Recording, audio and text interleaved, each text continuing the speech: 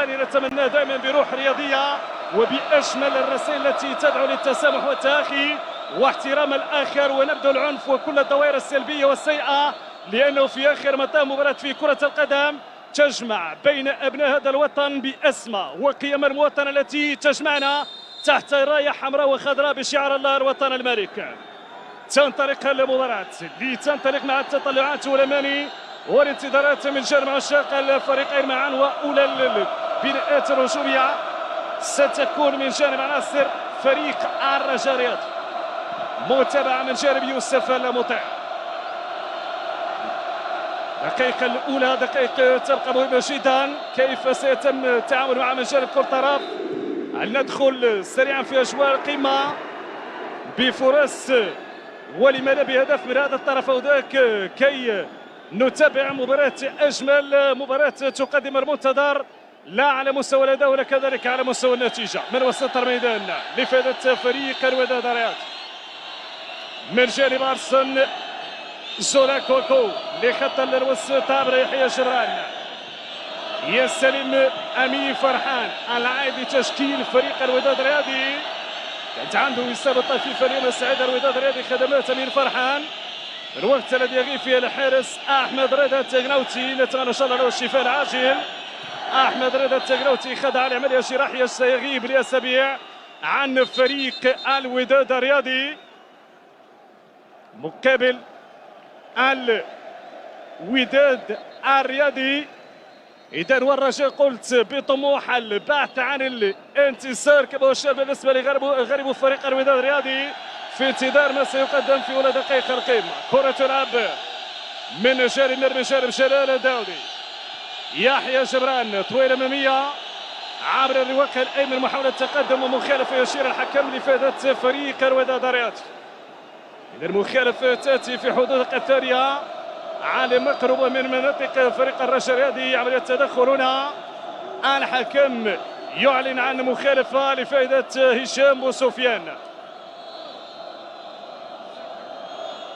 أنس سيتي في عملية توجيه عناصر فريق الرجاء الرياضي والوداد، يريد أن يستثمر الفرصة التي تأتي أو الكرة التي تأتي قريبا من منطقة الجزاء. التنفيذ من اختصاصي يحيى عطية الله. ابداعات جمهور فريق الرجاء الرياضي تتوصل وتنفذ ابعاد من طرف دفاع فريق الرجاء الرياضي، يتمكن من المعادة لركلة ركنية لفائدة عناصر فريق الوداد الرياضي. حمزة خابة بأدوار دفاعية إلى جانب أدوار الهجومية اليوم، منتظر ذلك روشن بالنسبة لبولي سامبو جونيور الذي يقود المنظومة الهجومية لفريق الوداد الرياضي. تنفذ وداد من جديد، البحث عن راسية كانت بجانب المهاجم حمزة خابة، يضغط الوداد الرياضي، تنفذ البحث عن راسية خطيرة وأولى الفرص من جانب عناصر فريق الوداد الرياضي. تجد أنس السيتي في عملية الإبعاد، أنس في الوقت المناسب بالطريقة المناسبة يتمكن من إبعاد كرة تكتسي طبعا الخطورة بعد عرضية على المقص من جانب يحيى جبران بالراس، جات من طرف المدافع الأوسط أرسن زولاكوك ومتابعة من جانب أنس السيتي. الوداد يضغط مبكرا، الوداد يريد أن يدخل سريعا في أجواء المباراة. حكم يعلن عن رمية جانبية لفائدة عناصر فريق الوداد الرياضي. التنفيذ سيكون من جانب أيوب العمرود. أيوب فتي جمال تلعب أمامية، البحث عن هشام بوسفيان، تغادر ركلة مرمى لفائدة فريق الرجاء الرياضي. 4 دقائق على انطلاقة المباراة، حوار بين منذر الكبير واليوم امام الاسباني خوان كارلوس كاريدو، من يتفوق على حساب من في هذه القمه الكرويه المغربيه بطعم ديربي كازابلانكا في هذه الاجواء الاستثنائيه كالعاده من مدرجات المركب الرياضي محمد الخامس. يقدمون صفحات لوحاتهم الابداعيه، يبداون كالعاده في عزف سيمفونيه المدرجات، وما احلى واجمل سيمفونيه المدرجات دائما في مباريات كره القدم. من وسط الميدان تلعب لعناصر الوداد الرياضي،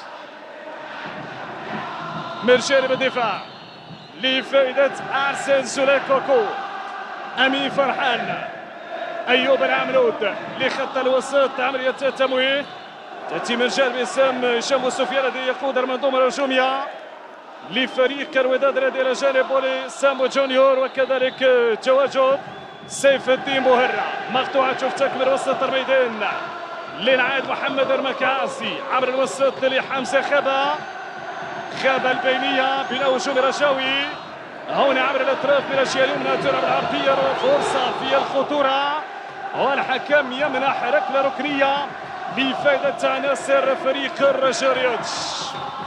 اجواء استثنائيه، اجواء ديربي كالعاده استثنائيه، وقلنا اليوم وين سنفتقد كثيرا لابداعات ولمسات جمهور فريق الوداد رياض. ركله ركنيه تنفذ من جانب عناصر فريق الرجاء، هذه فرصه خطيره والتغطيه من الدفاع والابعاد من طرف يوسف المطيع. يتدخل دفاع وحارس مرمى فريق الوداد الرياضي لتعود من جديد عناصر فريق الرجاء الرياضي. تورب باتجاه حمزه عبر الاطراف، استلام الكره ينتظر الدعم المساند حمزه في اتجاه من العوده للوضعيه الدفاعيه لفريق الوداد الرياضي، وفي ثاني البناءات الهجوميه لفريق الرجاء الرياضي. عوده للخلف لاناس زريد من اناس اسماعيل مقدم لخط الوسط، يستلم محمد زريد امام يحيى جبران، يضطر يرجع من جديد لاسماعيل مقدم، ثنائيه مقدم وحركز اليوم في محور الدفاع الى جانب كولمين. محمود بن تيك وعبد الصمد بدوي كظهيران بالنسبه لفريق الرجاء الرياضي. في الوداد ارسن جولا، عوده امين فرحان كبرجال المراقبه في المنظومه الدفاعيه الى جانب الظهيرين المجربين يحيى عطيه الله وايوب العمرود. من خط الوسط زريده يسري بوسوق، يسري لمكاسي، من مكاسي لروجير اولو، يختار تمرير الكره بشكل طويل في اتجاه سكر الهبطي. يضغط الرجاء الرياضي في هذه اللحظات وارتكاك الكره من سيف الدين مهرة، طويله من جانب سيف الدين، الانطلاقه من الرواق الايمن من هشام سفيان. هشام في الخطوره عبر الجهه اليمنى العرضيه، فرصه وداديه التكتسي تبع الخطوره تسدد والمتابعه من الحارس السيتي. اول تهديد صريح من جانب الوداد الرياضي عبر ايمن الحسوني، لكن استماته ومتابعه من طرف السيتي يتمكن من ابعاد الخطر عن مرمى فريق الرجاء الرياضي. اختار السيتي التايمينج المناسب لحظه استلام الكره من حسوني، كره على المقاس هناك في الزاويه البعيده من الجهه اليسرى، انطلق سدد بيمينها لكن متابعه من الحارس انس سيتي وحسره كبيره من جانب ايمن الحسوني. ردود الفعل تاتي مباشره بين موندير الكبير وخوان كارلوس كاريدو. موندير الكبير في مواجهه الاسباني خوان كارلوس كاريدو، الرجلان يعرفان معا الديربي وقيمه الفوز في الديربي. موندير الكبير الذي خسر الان الفوز في ديربي الذهاب يريد التعويض اليوم في ديربي الاياب وتحقيق اول فوز له في ديربي رفقه فريق الرجاء الرياضي. مقابل خوان كارلوس كاريدو، الرجل الذي تذوق طعم الانتصار في الديربي لكن كان ذلك كمدرب لفريق الرجاء الرياضي، هذا المره يريد الفوز لكن كمدرب لفريق الوداد الرياضي. كاريدو لعب 3 مرات ديربي، فاز في 1، تعادل في 1 وخسر 1. ركله ركنيه تلعب من جانب عناصر فريق الوداد الرياضي والتنفيذ من طرف جلال الداودي. جلال ستنفذ عبر القائم الاول بحث الراسيه، ابعاد من جانب عناصر فريق الرجاء الرياضي، محاوله ارتكاك الكره ايمن الحسوني. ايمن يتحسر على مخالفه ويشير الحكم رضوان جيد لفائده عناصر فريق الوداد الرياضي. مباراه الثنائيات صراع كروي كالعاده في لقاء ديربي على كافه الجوانب، نمرا يستثمر ايجابيا باداء والصوره طيبه تليق بقيمه ديربي كازابلانكا. رضوان جيد في الصوره، من الاسماء التي انفردت او الاسم الذي انفرد باكبر عدد على مستوى اللقاءات التي قادها في الديربي في تاريخ البطوله الوطنيه. رقم مهم جدا للحكم المغربي الدولي نتابع تنفيذ المخالفات الأمامية. التغطية من جانب ناصر فريق الرجاء الرياضي، تصل هناك عبر الأطراف من الأشياء اليمنى، بحث عن التمرير من عبد الصمد بدوي، طويلة تغطية دفاعية من جانب عناصر فريق الوداد الرياضي. 10 دقائق على انطلاقة المباراة. أفضل نسبيا يبقى الوداد هو المبادر هجوميا، بحث من خلال فرصتين اكتست طبعا الخطورة، وجدت الحارس السنيتي وجرب بينهما فريق الرجاء الرياضي لكن بدون شيء يذكر إلى حدود اللحظة. رمية تباس تنفذ الانطلاقة من الواقع الأيمن لفائدة من عبد الصمد بدوي، دعت على بدوي، تمشي من جانب من عبر الاشياء اليسرى لعناصر فريق الوداد الرياضي. سيف الدين بوهرة، سيف الدين بوهرة، والعودة السريعة من جانب عناصر فريق الرجاء الرياضي. قاسم مشترك هذا الموسم، تألق على المستوى دوري الابطال. الرجاء الرياضي والوداد صدارة كل مجموعة.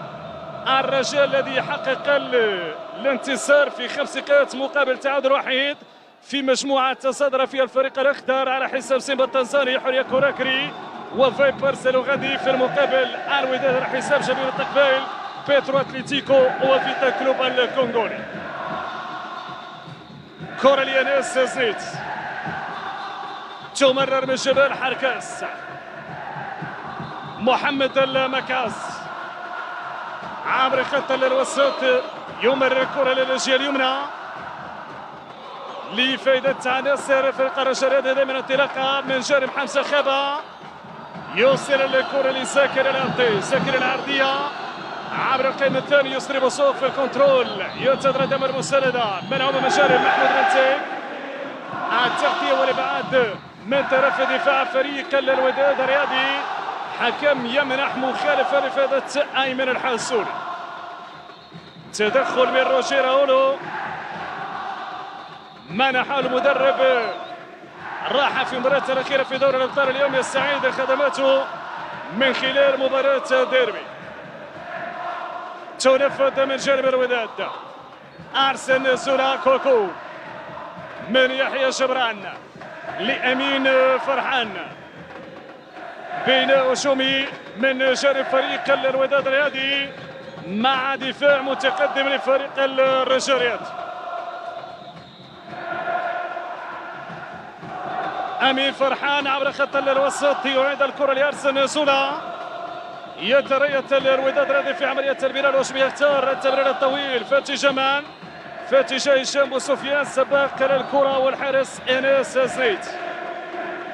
يتمكن من حارس الرجاء بشكل موفق امام المجتهد هشام بوسفيان. تعليمات مندير الكبير يطلب من عناصر الرجاء الرياضي التقدم والضغط في مناطق فريق الوداد الرياضي. لاحظ بأنه المبادر على مستوى الاستحواذ والضغط الودادي إلى حدود اللحظة. من وسط الميدان العودة ليمين فرحان، ليوسف المطيع، يوسف المطيع لأرسن زولا كوكو، يسارية طويلة أمامية فاتي جابولي سامبو جونيور الذي يقود المنظومة الهجومية لفريق الوداد الرياضي، هداف الدوري الوطني الاحترافي، يقود المهمة اليوم على مستوى خط هجوم فريق الوداد. حصيلة 9 أهداف بالنسبة لبولي سامبو السنغالي في صدارة ترتيب أهداف في الدوري الاحترافي إلى جانب حمزة النوري مهاجم فريق الفتح الرياضي. والقاسم المشترك بين هذين اللاعبين ركلة ترجيح، ضربة جزاء واحدة لكل طرف، ضيع بولي سامبو وضيع حمزة النوري، وبذلك أرقام متشابهة بين بولي سامبو السنغالي وبين حمزة النوري مهاجم فريق الفتح الرياضي. عبر خط الوسط طويلة بينية تتجاوز منظومة الوداد في وسط الميدان وتذهب مباشرة لعناصر الرجاء عبر الدفاع للحارس أنس زنيت. جلال الدوري في الاستلام من وسط الميدان، يفتح اللعب على المركز، استلام من جانب هشام وسفيان، هشام يختار العرضية، فرصة ودادية وتغطية من جانب عناصر فريق الرجاء الرياضي. كرة على المركز، الوداد يواصل الضغط، يواصل البحث عن الفرصة التي بإمكانها أن تقود نحو مرمى الحارس أنس زنيت. التغطية من يسري بوسوق، حوار بينه وبين هشام بوسفيان.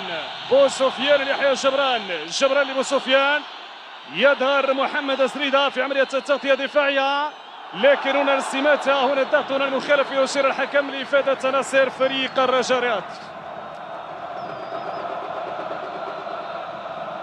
سلبت جربت كوش إصابة مؤثرة.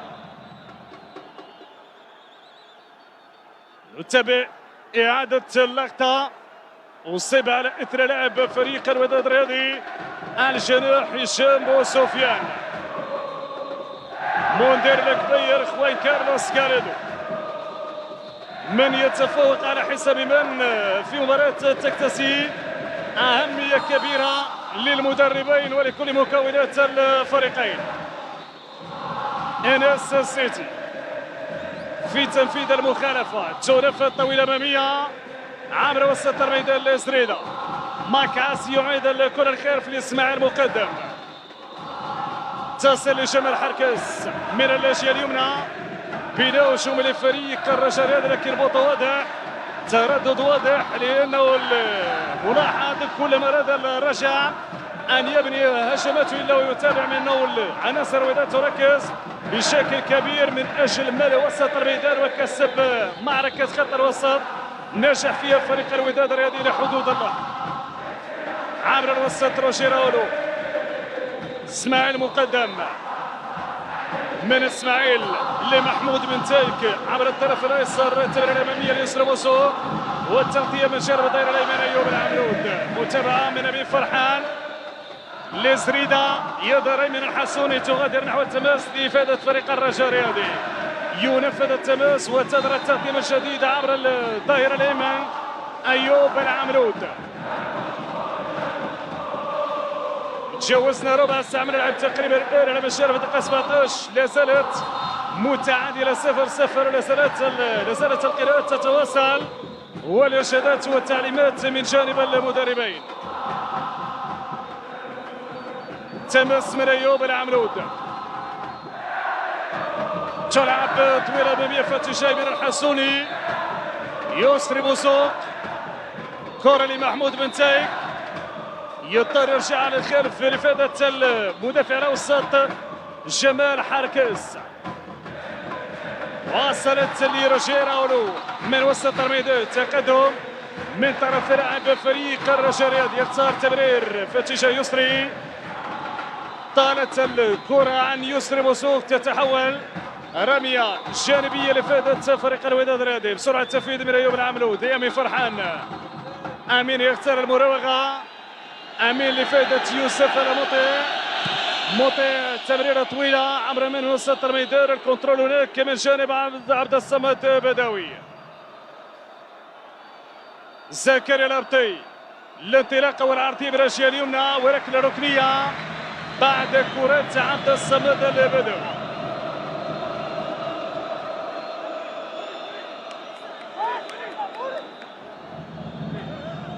إذا تنفيذ الركنية سيكون من اختصاص يسرى بوسوق. توجيهات من طرف أبي فرحان، صعود الاختصاصي جمال حكاس، تنفذ بهذا الشكل عبر الطرف الأيمن والعرضية. كرة رجاوية، محاولة للتسديد لخابة، يخسر العرضية، كرة خارج الملعب بعد عملية إبعاد موفقة من جانب مدافع فريق الوداد الرياضي. إذا يظهر أيوب العمرود،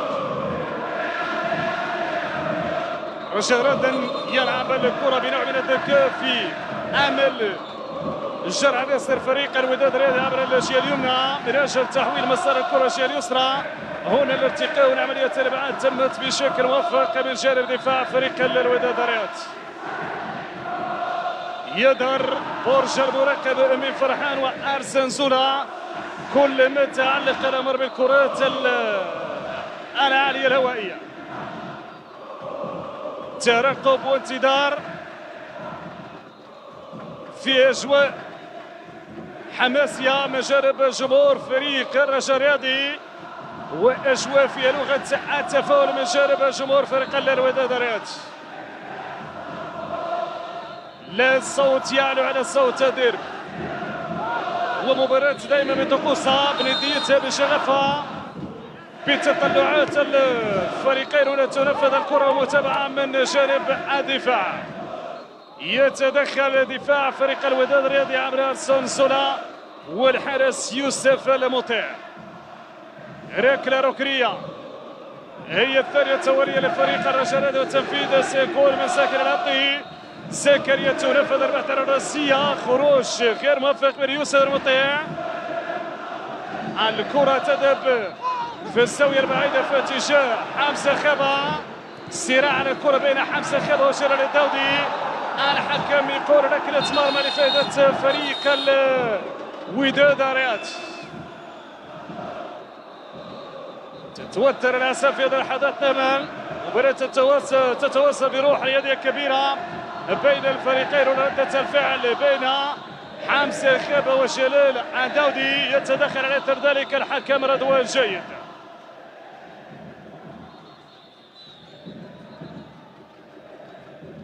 حمزة خبا الذي يقود المنظومة الهجومية هذا الموسم رفقة فريق الرجاء الرياضي.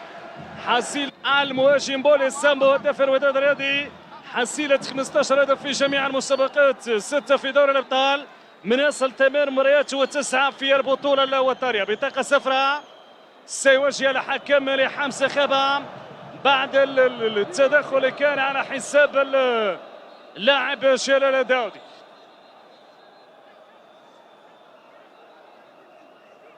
إذا يتم انذار لاعب فريق الرجاء الرياضي حمزة خبا والانذار في مباراة في حدود دقيقة 22.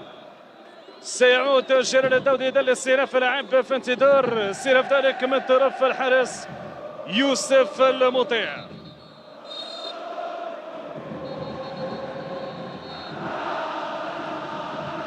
تنفذ طويلة أمامية عبر خط الوسط بالراس من اسماعيل مقدم لجلال الداودي. سيف الدين مهرة، ضغط من زريدة، يتمكن من احتكاك الكرة. زريدة يقود البناء الهجومي عبر الاطراف. الان تتحول الكرة لزكريا الهبطي. زكريا لزريدة، زريدة من الواقع الايمن، محاولة تقدم، ضغط رجاوي يسري بوصوف في عملية التقدم، لكن هنا يظهر من يظهر جلال الداودي. بالفعل جلال الداودي اللي كان في عملية الابعاد. تامر الى خاتم من اسماعيل مقدم، تمشي طويله اماميه من هشام بوسفيان بحث عن بولي سامبو جونيور. مواجه بامكانيات جدا محترمه، بامكانه في هذه اللحظه ان يهدد مرمى الحارس راسل سيتي كما هو الشان بالنسبه لحمزه خبا في مواجهه يوسف المطيع. مخالفه تحتسب مع توجيه البطاقه الصفراء الاولى لفريق الوداد الرياضي ليحيى جبراء بعدما كانت الاولى لحمزة خبا. ايضا التقدم من طرف محمود بن تايك. الرجاء يعتمد على ثنائية كل من محمود بن تايك وعبد الصمد بدوي.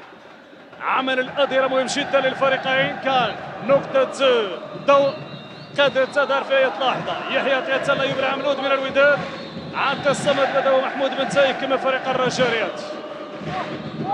يوسف المطيع في توجيه اللاعبين والتنفيذ سيكون من ساكن الأرضي إلى جانب الاختصاصي يسري بوسوق. والانذار على حمزة خبا وروجيه راولو. الرجاء يركز على الكرات الثابتة، قيمتها كبيرة لفريق الأخضر وكذلك الفريق الأحمر. ستنفذ إذن المخالفة قريبة من منطقة الجزاء. يسري بوسوق تنفذ البعثة الراسية سالة ليوسف المطيع. اختار التنفيذ بشكل مباشر لكن سالتان. هنا الحكم سيوجه بطاقة صفراء، تظهر بطاقة صفراء هذه المرة لروجير أولو. ثالث بطاقة صفراء إلى حدود الدقيقة 24 يا السادة والسيدات. نذكر البطاقة الصفراء ومادام اليوم حكم رضوان جايد كانت أول مباراة لهذا الرجل في الديربي يوم 28 ابريل 2013. كان قاد أول ديربي برسم الجولة 26 تا 1-1 وخلالها 10 بطايق صفراء، 6 من الرجاء و4 لفريق الوداد الرياضي. خوان كارلوس غاريدو يبحث عن البوزيسيون، يبحث عن الاستحواذ، يبحث عن الطريقة التي أليفير يلعب بها الرجل ضمن التجارب السابقة أو من تجربة رفقة الفريق الذي واجه اليوم فريق الرجاليات. الوداد عامل إيجابي على مستوى الاستحواذ الفاعلية، الرجال كذلك يريد أن تظهر الفاعلية بين هذا وذاك. قلت من يتفوق على حساب من في هذا الحوار التكتيكي بين موندير الكبير وخوان كارلوس كاريدو. سريدا يرفع الكرة بطريقة شميلة، تقدم فرصة مراوغة والحكم يتدخل ويعلن عن مخالفة لفائدة فريق الرجاليات. يعلن عن مخالفة لفائدة فريق الرجاليات بعد التقدم من طرف محمد سريدا. سريدا يرفع الكرة ولا يظهر المدافع الأوسط أرسن سولاكواكو يرتكب المخالفة حسب قرار حكم المباراة جلال رضوان جيد. التنفيذ من جانب من سيكون عنده اسماء اختصاصية. يتركون الكرة الآن لزكريا الأبطال، يختار التمرير بشكل مباشر أم يختار تمرير الكرة بشكل مقوس في اتجاه بقية عناصر الفريق الرجالي في معترك العمليات. مؤشرات الكرات الثابتة تظهر سواء عبر ضربات الأخطاء وركلات الركنية سواء للرجاء وكذلك بالنسبة للوداد. تنفذ إذا مقوسة في اتجاه من متابعة بالراس والحارس يوسف المطيع. يتدخل حارس مرمى فريق الوداد الرياضي لأول مرة ديربي بدون الحارس المجرب أحمد رضا التقلوتي. تمنح الفرصة ليوسف المطيع الذي دار في آخر مباراة على مستوى دوري الأبطال ليحقق من خلال فريق الوداد الفوز الكبير على حساب فريق شبيبة القبائل. طويلة كرة من الجهة اليمنى في اتجاه مان، التغطية من جانب دفاع فريق الوداد الرياضي. حكم يشير وشوط التسلل في اللقطة، بذلك إذا يمنح الكرة لعناصر فريق الوداد الرياضي.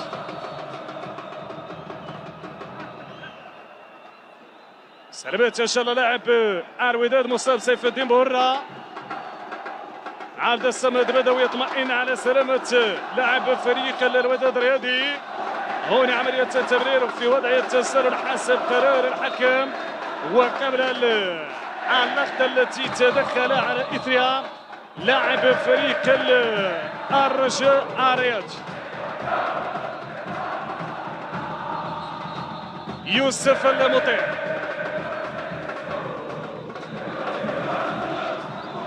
تلعب طويلة أمامية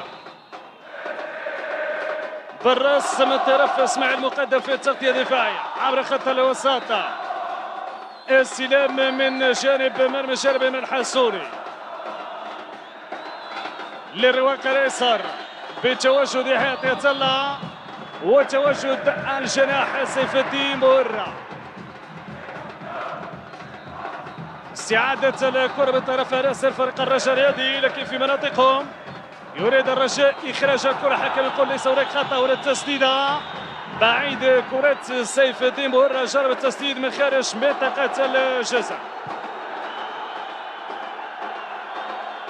محمد المكعاسي التنبيه من حكم رضوان جيد، خطأ على مستوى التمرير بس ريدة فرصة والمتابعة من انس سيتي. انطلاقا من الجهة اليمنى من هشام ابو سفيان. حاول هشام ابو سفيان يستثمر ذلك بعد انطلاقه كانت عبر الجهه اليمنى بالطرف. هشام ابو سفيان اختار التسديد المباشر رد مباغته راس سيتي وسنيتي. الكره تمر بسلام على مرمى فريق الرجاليات. زلنا ننتظر اداء افضل، ريتم افضل، نامل تسجيل هدف من هذا الطرف او ذاك كي تكون المباراه ممتعه اكثر، لأنه الهدف سيجعل المباراة يعني تشهد فرص وأهداف أخرى إن شاء الله. في وسط الميدان تلعب الرجاوية، مشات للزاكر العبطي، طويلة بينية لحمزة خابة. خاب التوغل منطقة الجزاء، خاب العرضية في اتجاه البعيدة، بعيد كرة حمزة خابة تغادر. الحكم يقول هناك تماس بالفعل لفائدة فريق الوداد الرياضي.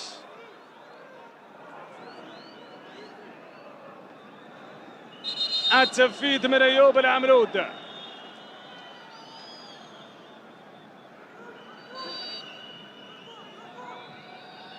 راسية هشام أبو سفيان لبوليس سامبو جونيور. حكم يمنح على كرة لعناصر فريق الرجاء الرياضي. ينخفض رتم المباراة في أمل أن يرتفع. تنفيذ التماس من طرف محمود بن تيك، طويلة الكرة، إبعاد أيمن الحسوني، تمريرة جلال الداودي عبر الأطراف، هذه المرة من جانب يحيى عاطية الافتكاك ثم العرضية، فرصة راسية اكتسب طبع الخطورة للرجاء، والإبعاد كان جميل من يسار مطيع، يضغط الرجاء الرياضي في هذه اللحظات وكرة تضيع على ساكن العرضي. أبرز فرصة لفريق الرجاء جاءت في حدود الدقيقة 31 براسية بديعة من طرف حمزة خبا، وجدت الحارس يوسف المطيع، بعد كان موفق وجميل من طرف حارس مرمى فريق الوداد الرياضي. هنا الارتقال الكرة بهذا الشكل على ذلك حكم منح مخالفة، عرضية ساكر الأرضي وراسية حمزة خبا هي الأخطر ولا برز لفريق الرجاء الرياضي في ظل تدخل جميل وبديع من طرف الحارس يوسف المطيع. تعذر المخالفة من جديد، هذا المرة لفريق الرجاء من يسري بوسوق، راسية يحيى الجبران أمامية تدخل من أرسن زورا كوكو. أيمن الحسوني، مخالفة يحتسب الحكم لفائدة فريق الرجاء الرياضي.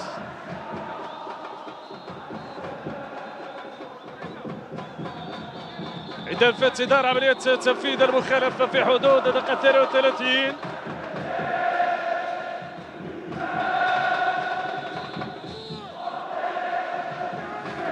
تنفذ من محمد المكعاسي، طويلة أمامية بالراس، محاولة إبعاد الكرة ويظهر الحارس يوسف المطيع. تدخلات موفقة إلى حدود اللحظة. هنا يصاب لاعب فريق الرجاء، الحكم يطلب استئناف لاعب ويعود جمال حركس. تغادر نحو التماس، تماس لفائدة فريق الرجاء الرياضي. محمود بن تيك، يسري بوسوق، إرجاع الكرة بروح رياضية كبيرة ودولة. الرسائل التي تأتي بدون تشفير من جانب عناصر الفريقين معا، الرسائل غير مشفرة، الروح الرياضية ثم الروح الرياضية، وهذا الشيء الجميل بالنسبة للديربي إلى حدود الله. تنفذ من الجهة اليسرى محمود بن تيك. نقترب من الدقيقة 33، لسنة متعادلة في انتظار هل تتغير من هذا الطرف أو ذاك. الرجاء يضغط في هذه اللحظات، الوداد بدر على مستوى الدقيقة الأولى كان هو المستحوذ، كان هو المبادر هجوميا، بعد ذلك بدأت تظهر النوايا الهجومية لفريق الرجاء الرياضي مع توالي دقائق الجولة الأولى. يعادل اللقطة وبراسية بديعة من طرف حمزة خبا، يتمكن من إبعادها من الزاوية الصعبة. الحارس يوسف مطيع، كرة كانت متجهة نحو الشباك الحارس يوسف مطيع، لكن يوسف تمكن من إبعاد الخطر على مرمى فريق الوداد الرياضي بارتماء بديعة وبفرصة كانت هي الأبرز لفريق الرجاء. يسري بوسوق، تغادر الكرة نحو التماس، والتماس يلعب من جانب عناصر فريق الرجاء الرياضي بالوسط الميدان. سريدة انطلاقة من يسري بوسوق، بوسوق البينية والتغطية الدفاعية من جانب أمين فرحان، إبعاد من أمين فرحان نحو التماس، يلعب من يسري بوسوق في اتجاه محمد المكعاسي، مكعاسي والتغطية من جانب أمين فرحان، إبعاد من أمين فرحان في اتجاه بوليس سامبو جونيور. حكم يمنح له مخالفة لفائدة مهاجم فريق الوداد الرياضي. ردة الفعل من موندير الكبير، وفي المقابل خوان كارلوس كاريدو. هنا التدخل الانتقام من اسماعيل مقدم، على ذلك يمنح الحكم مخالفة لفائدة فريق الوداد الرياضي. يريد أداء أفضل، يريد أشياء جميلة في هذا الديربي، كي نستمتع بالديربي وبقيمة ديربي في المواجهة التي قلت تكتسي أهمية كبيرة بالنسبة للفريقين ولمنافسات الدوري الوطني للاحتراف، خصوصا في هذه الظرفية الآن الوداد يبحث عن الصدارة اقتراسا من الجيش الملكي ولو بشكل مؤقت، الرجاء من أجل تقليص الفارق من أجل التقدم بعد معانا نزيف النقاط على مستوى النقاط الأخيرة، آخر السقوط بأكادير أمام فريق حسنية أكادير. اسماعيل مقدم، أناس سنيت، جمال حركس، جمال حركس يعيد مرة أخرى لإسماعيل مقدم، تقدم من إسماعيل مقدم بلا هجوم رجاء يقود إسماعيل مقدم عبر الأطراف، استلام من طرف محمود بن تايق لحمزة خابا، نقلات قصيرة بجانب رأس الفريق الرجالي وكرة ضيعة تعود لفريق الوداد عبر الحارس يوسف المطيع، ابعاد من المطيع، تدخل مع محمود، تدخل عبد الصمد بدوي، هنا العرضية محاولة راسية، ركلة جزاء يقول الحكم رضوان جاد افادت فريق الرجاء الرياضي، ركلة جزاء في حدود الدقيقة 36 يمنح الحكم ركلة جزاء بعد تدخل أمين فرحان، لقطة تدخل أمين فرحان أو إن صح التعبير تهور أمين فرحان، الكرة لإبعاد كان باليد من جانب أمين فرحان، على إثر ذلك الحكم يمنح ركلة جزاء لإفادة فريق الرجاء الرياضي على مشارف الآن الدقيقة 37 يا السادة والسيدات. إنذار على أمين فرحان بعد يحيى جبران، تضرب بطاقة الصفراء هذه المرة في وجه أمين فرحان، من سيتولى التنفيذ سيكون ويسري بوسوق.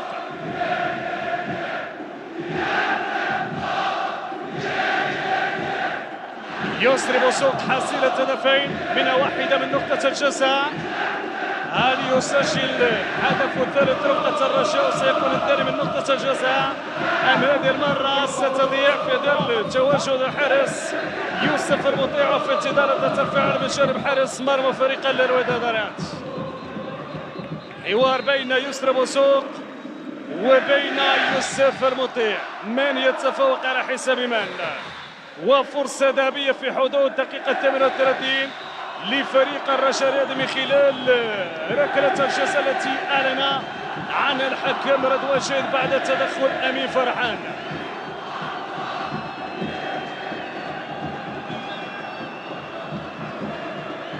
يستعد إذن يسري بوسوق، خذ وقته الكافي، أمر طبعا على مستوى عملية عشاق وسفير تبقى واحدة من الأمور المهمة كل ما تعلق الأمر في عملية تنفيذ ركلات الجزاء. إذن يسري بوسوق في عملية التنفيذ ركلة الجزاء لفائدة الرجاء، يسري بوسوق يسدد جول جول جول جول جول جول جول جول، وأول الجول من جانب الرجاء الرياضي من طرف يسري بوسوق من نقطة الجزاء، هدف في حدود دقيقة 39 ردة الفعل من جانب كل مكونات فريق الرجاء الرياضي من منذر الكبير ومن طرف جماهير فريق الرجاء كي سعيدة بهذا الهدف الذي يأتي في آخر دقائق الجولة الأولى من نقطة الجزاء والتنفيذ من جانب يسري بوسوق الذي يسجل ثاني ركلة الجزاء لهذا الموسم رفقة الرجاء الرياضي ويرفع حصيلته التهديفية ل3 أهداف.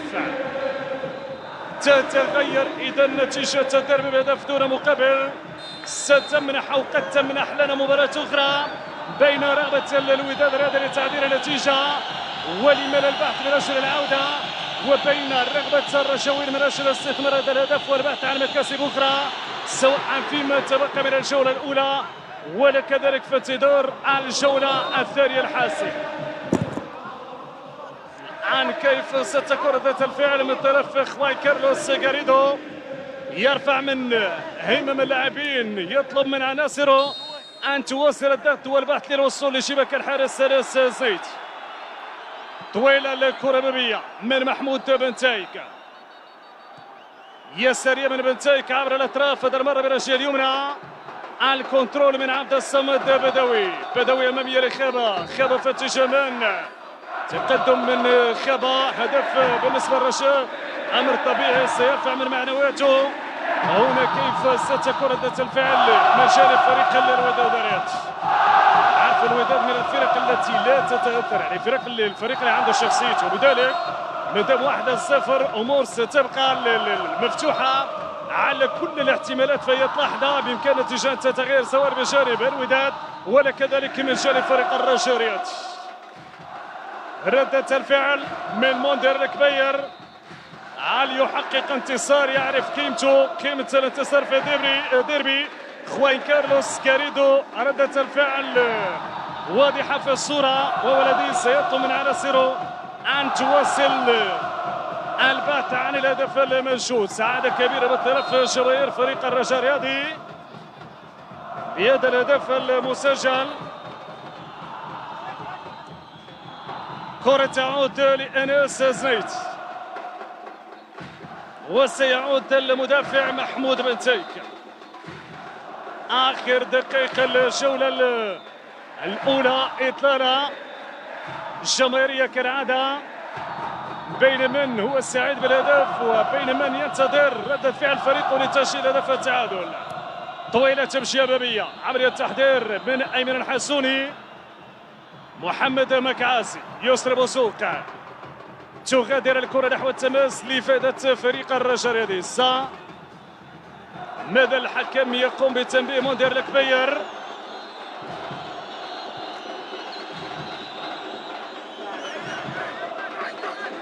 إذن عملية تنفيذ التماس ستكون من طرف محمود بن تيك. طويلة أمامية لحمزة خابة، تقدم من خابة وإبعاد من جانب أرسن سولاكوكو. الحكم يقول هناك مخالفة لفائدة فريق الوداد الرياضي. آخر دقيقة للجولة الأولى، أداء متوسط في هذا الشوط، بدايته كانت بضغط ودادي باستحواذ وبفرصتين من جانب فريق الوداد الرياضي، لكن بعد ذلك تحسن الأداء بالنسبة لفريق الرجاء الرياضي، وكان ولا يختار من خلال كرة تقريبا كانت الأبرز. طبعا الخطورة الرأسية حمزة خابة التي وجدت الحارس يوسف البطيع، ثم بعد ذلك جاءت ركلة الجزاء التي أعلن عنها الحكم رضوان الجيد لفائدة فريق الرجاء الرياضي. تمشي طويلة وترجم لهدف يسري بوسوق. متابعة من انس زنيت،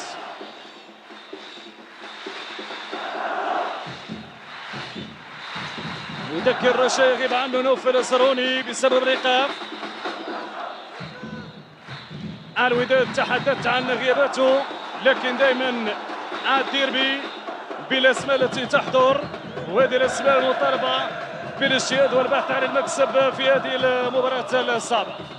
عبر وسط الميدان من جلال الداودي ليحيى جبران،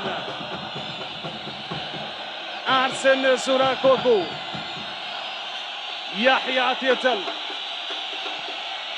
أرسن زورا، تمرير لأبي فرحان، يختار تغيير مسار الكرة. هناك الزاوية البعيدة، يظهر المدافع الأيمن عبد الصمد بدوي أمام سيف الدين بوهرة. للوداد دائما عبر وسط الميدان من جبران، تلعب من خط الوسط، تسدد ومتابعة من الحارس انس زنيت. جرب التسديد من بعيدة من فرحان بسرعة من انس زنيتي، يظهر أرسن زولا في عملية الارتقاء وقطع الكرة في التايمينج المناسب. تظهر بعض الكرات الهوائية تارة في مناطق الوداد وتارة في مناطق فريق الرجاء الرياضي، لكن بدون خطورة. أيمن الحسوني بينية انطلاقا من بوليسامبو جونيور سدد جونيور، لكن في وضعية تسلل. الحكم منح مبدأ إتاحة الفرصة، انتهت الفرصة، انتهت المحاولة الوداد، ثم بعد ذلك رفع الراية الحكم المساعد.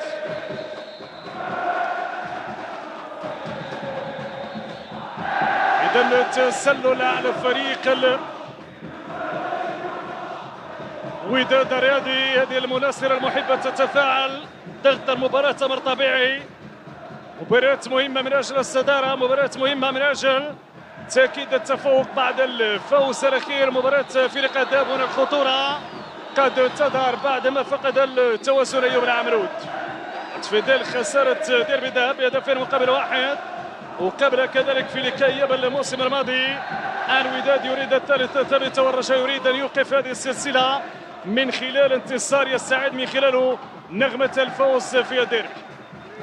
3 دقائق كوقت محدد ضائع أيها السادة والسيدات.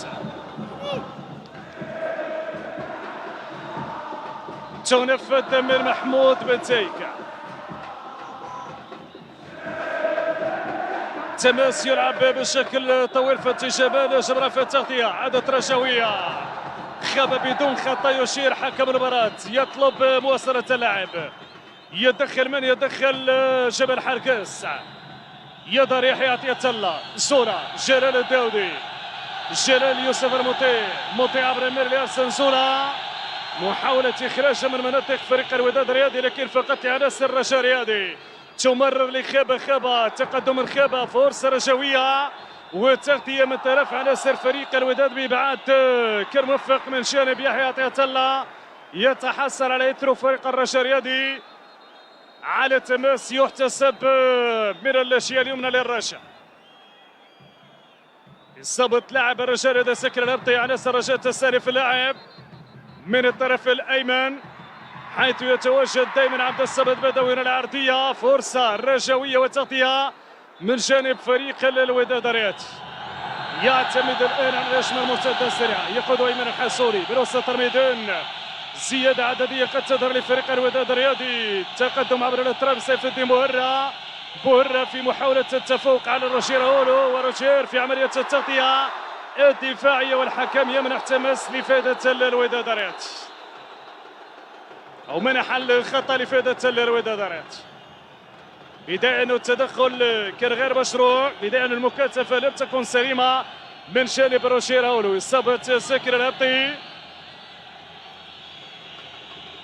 يتألم ساكر الهبطي جناح فريق الرجاء الرياضي بعد عملية التدخل اللي كانت من جانب يحيى عطية الله.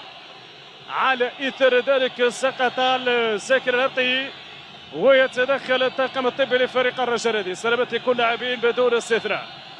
آخر انفاس المباراة في الجولة الأولى. جولة متوسطة. الجولة لم تشهد أشياء كثيرة لكن بعض الأمور يمكن أن نقول بعض النقاط الإيجابية سواء على مستوى الاستحواذ تارة من هذا الطرف أو ذاك وتارة من خلال بعض الفرص وإن كانت قليلة. فرصتين للوداد وفرصة كانت للرجاء ثم جاءت بعد ركلة الجزاء التي منحت هدف التقدم من أقدام اللاعب يسري بوسوق. لاحظوا ردود الفعل صغارا كبارا. هي طقوس الديربي، هي الطقوس العائلية التي تواكب مباريات الديربي. بطاقة صفراء يوجه الحكم لساكر الأرض. إذا انذار في وجه ساكر الأرض. هل يكون تغيير اضطراري للرجاء الرياضي بحكم الصورة معبرة من طرف ساكر الأرض؟ سنتأكد من ذلك بعد الإسعافات التي ستقدم من جانب الطاقم الطبي. مخالفات تحتسب للوداد وردود الفعل واضحة. تلعب مقوسة. فرصة خطيرة. جول جول جول جول جول جول. التعادل يظهر من خلال المدافع السنسولا على غفلة من دفاع وحارس مرمى فريق الرجاء الرياضي. كرة ثابتة مباغتة من جانب الوداد يعدل النتيجة في آخر انفاس المقابلة. الوداد يسجل التعادل. فرحة جميلة، فرحة هستيرية من طرف جماهير فريق الوداد الرياضي بعدما كانت الفرحة قبل من طرف جماهير فريق الرجاء الرياضي. أخطاء تظهر من جديد على مستوى المنظومة الدفاعية لفريق الرجاء الرياضي. عملية الإبعاد لم تكن موفقة. تباغت الدفاع وتباغت الحارس الزيت. لاحظوا كرة ترتطم بالأرض الملعب هنا والمتابعة من جانب الفعل المتابعة من طرف أرسن سول. بالرغم من الحراسة اللصيقة لاحظوا أرسن سول تفوق على جمال حركاس وبغت أنس الزيتي الوداد تعادل النتيجة بعد ما نفذت الكرة من طرف جلال الداودي، استثمارا من جانب المدافع السنسولة يمنح الهدف، هدف التعادل في آخر أنفاس الجولة الأولى. محاولة لفريق الرجاء وتدخل الحكم يعلن عن مخالفة لفائدة فريق الوداد الرياضي. على اثر ذلك ينهي تفاصيل الجولة الأولى. هذا الشوط الثاني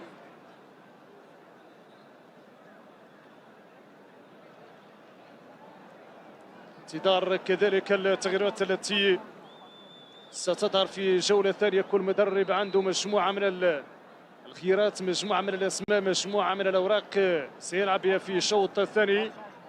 حوار بين خوان كارلوس غاريدو ومونتير الكبير، ومونتير الكبير وخوان كارلوس غاريدو. إذا الجولة الثانية ستنطلق في هذا الحدث بصافرة الحكم رضوان جيد، وضربة البداية من جانب عناصر فريق الوداد الرياضي. تنطلق الجولة الثانية لتنطلق مع التطلعات الأمامي على الانتظارات من جانب عشاق الكبيرين.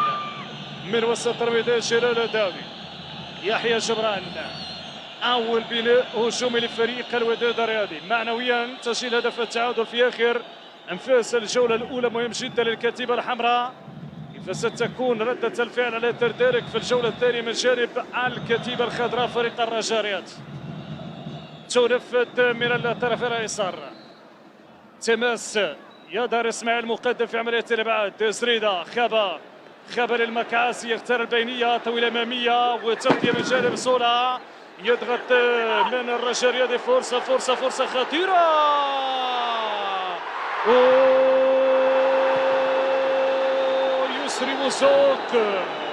يسري بوسوق ماذا فعل؟ راوغ يمينا وشمالا، راوغ الاول والثاني والثالث وبحث عن التسديد، فعل كل شيء سوى التسديد في اتجاه مرمى الحارس يوسف مطيع. ابرز اخطر فرصه لفريق الرجاء الرياضي مع بدايه الجوله الثانيه من خلال هذا الفاصل المهاري للمبدع الفنان يسري بوسوق. الرجاء يطالب بخطاب ركله جزاء، الحكم سيتاكد وشار مع غرفة الفرد ركلة المراوغة، راوغ الأول والثاني. ارتدت الكرة ثم ذهبت مباشرة لفائدة الحارس يوسف المطيع. أظن ليس هناك شيء يذكر في اللقطة الأخيرة، عادي أظن عادي بالفعل، عادي إذا اللقطة. تابعوا إعادة هذه اللقطة مباشرة للإبعاد من جانب يحيى عطية الله. أول تهديد صريح مباشر عبر يسري بوسوق. ردة فعل الوداد الرياضي كيف ستكون؟ من الجهة اليسرى يحيى عطية الله، أيمن الحسوني وسط الميدان، التقدم من جانب جلال الداودي، جلال صراع بينه وبين الزريدة والحكم يمنح مخالفة لفائدة فريق الوداد الرياضي.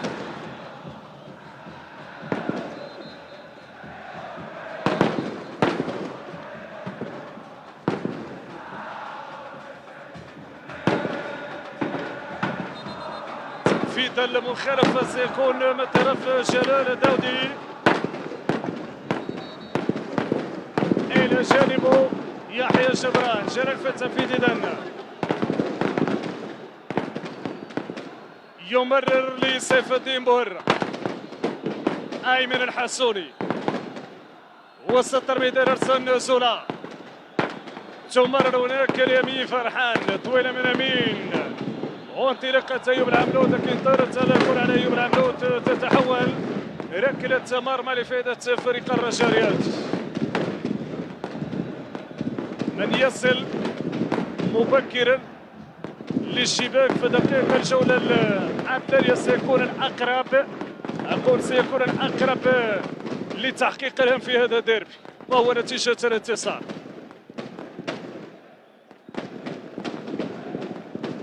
تماس ينفذ من أيوب العملود، أيوب عبر الطرف الأيمن لهشام بوسفيان، مخالفة يحتسب الحكم لفائدة عناصر فريق الرجاء، لفائدة يسري بوسوق صاحب الفرصة الخطيرة والأبرز، الأخطر والأبرز في هذه الجولة الثانية، والتدخل كان من طرف هشام بوسفيان.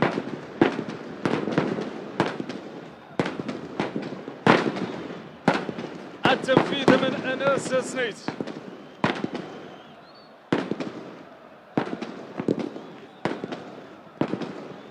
طويلة من أنس في اتجاه حمزة خبا للمكاسي، تقدم من وسط الميدان تصل لفائدة زكريا العبقي. زكريا يختار التمرير، مكاسي كرة البينية وتغطية من أرسن زورا، يقدم أوراق اعتماد المدافع على وسط لفريق الوداد الرياض. سجل هدف التعادل في اللحظات الأخيرة جولة أولى، وكانت عنده مجموعة من التدخلات الموفقة. الرجاء والوداد كل مدرب يعد العدة لتقديم بعض الإضافات على مستوى التشكيل في الشوط الثاني من خلال بعض التغييرات التي ستظهر تارة هنا وتارة هناك. طويلة كرة بيبية عبر خط الوسط أمامية لحمزة خابة في اتجاه تقدم والتغطية من طرف المايسترو يحيى جبران عبر وسط الميدان. السلام تمريرة تقدم لفائدة الرجاء الرياضي، تظهر الخطورة من الجهة اليسرى جانب الرجاء الرياضي عبر امدادات كل من محمود بن تايك وكذلك انطلاقات يسري بوسوق. إعادة للقطة التدخل سرابي زريدة وإيمن الحسوني في الكرة سيكون من طرف أمين فرحان أو يتركها ليحيى جبران عبر وسط الميدان لفائدة فريق الوداد الرياض. ضاعت الأيمن الحسوني، تدخل روجي راولو في آخر المطاف يمنح الحكم مخالفة لفائدة الرجاء لفائدة اللاعب محمود بن تايك. التنفيذ من اسماعيل المقدم لأناس سليت من جانب أناس طويلة أمامية، يستلم هناك عبر الجهة اليسرى يسري بوسو، استلام ودورات ثم عملية التمرير. بناء شومي لفريق الرجاء الرياضي يجرب عبر الكرة البينية لزكريا العبقي، حكم يقول تماس على زكريا العبقي، يقول عفوا لمسة يد على زكريا العبقي.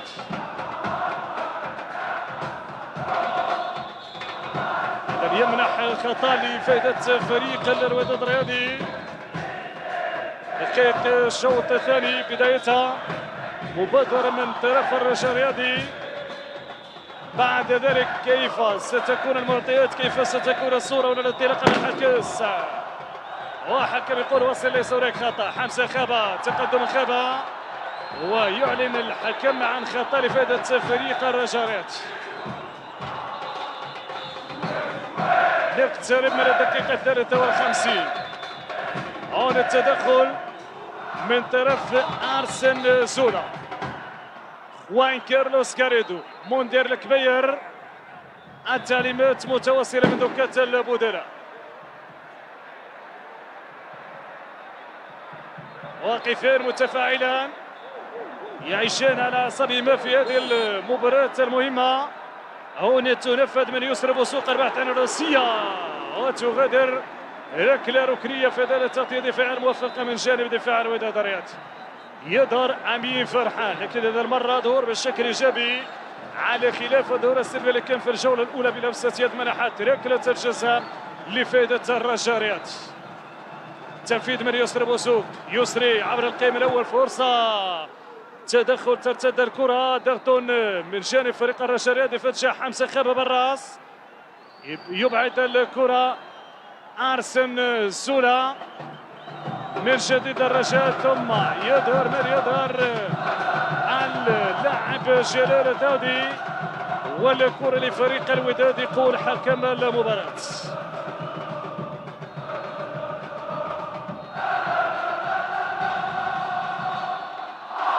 سألكم استعمل مدرجات المركب الرياضي محمد الخامس يجول الجولة الثانية من طرف جماهير فريق الرجاء الرياضي.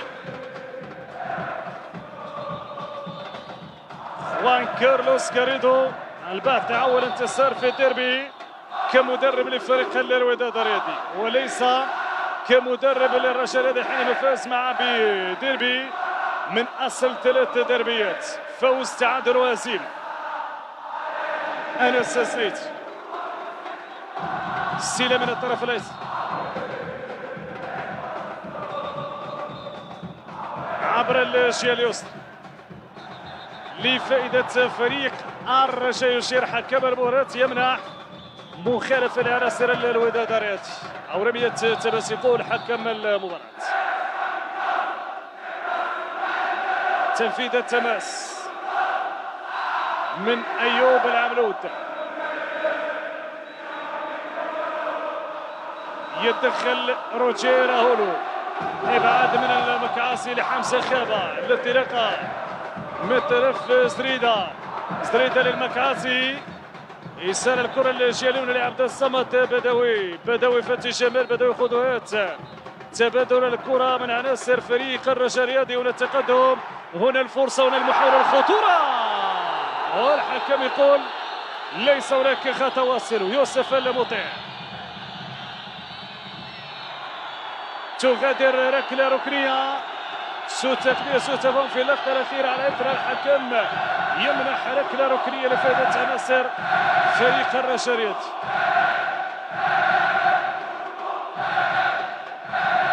سلبت ان شاء الله ما تكونش اصابه مؤثره للاعبين معا. تقدم لكان من عبد الصمد بدوي امام يحيى عطية الله، يصاب على اثر ذلك كل لاعب. اذا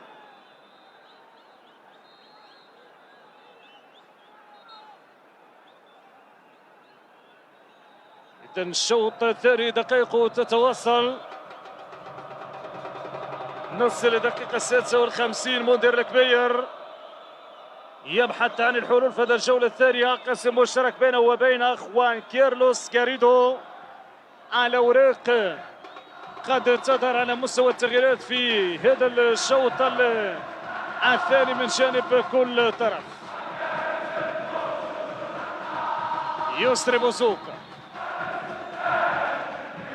ركلة ركنية لفائدة الرجاء الرياضي في حدود دقيقة 57.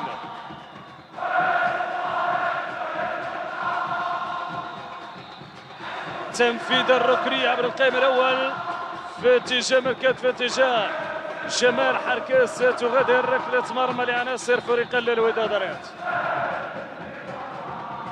يسري بوسوق بداية الجولة الثانية، أخطر أبرز فرصة، فعل كل شيء باستثناء التسديد في اتجاه مرمى يوسف المطيع. الوداد يبحث عن ردة الفعل في هذه الجولة الثانية.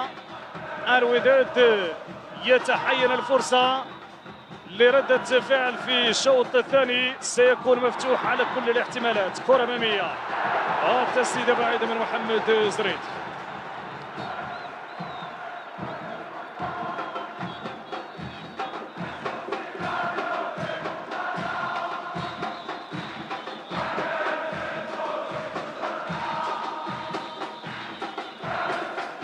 تنفيذ من يوسف المطيع،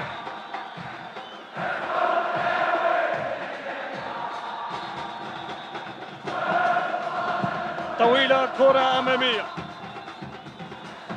من وسط الميدان. روجير أولو، سيف الدين مورا، رد استغلال على الطير بتمريرة في اتجاه من الحسوني. يحيى جبران، جلال الداودي، طويلة، كرة أمامية للانطلاقة من أيوب العملود. تمويه من أيوب، العرضية والفرصة الودادية، يقابل التدخل من طرف الدفاع عبر إسماعيل مقدم. هجمة مرتدة سريعة، زريدة يعيد الكرة للدفاع، إسماعيل مقدم للحارس انس سريت. جمال حركس،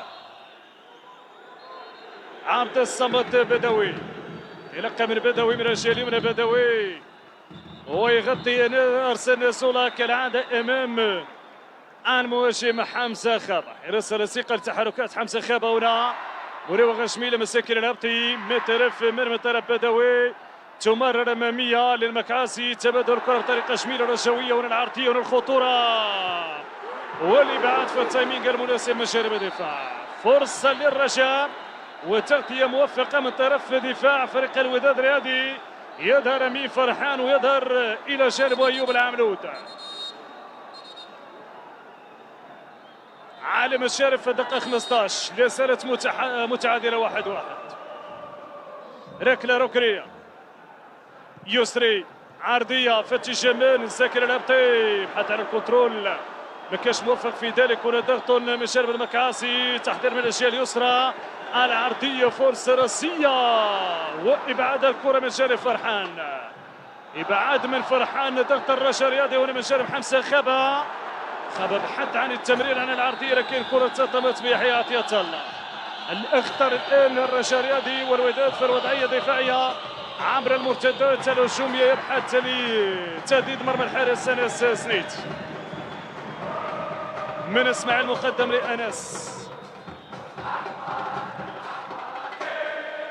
نصف ساعة متبقي على نهاية الوقت الرئيسي والطبيعي.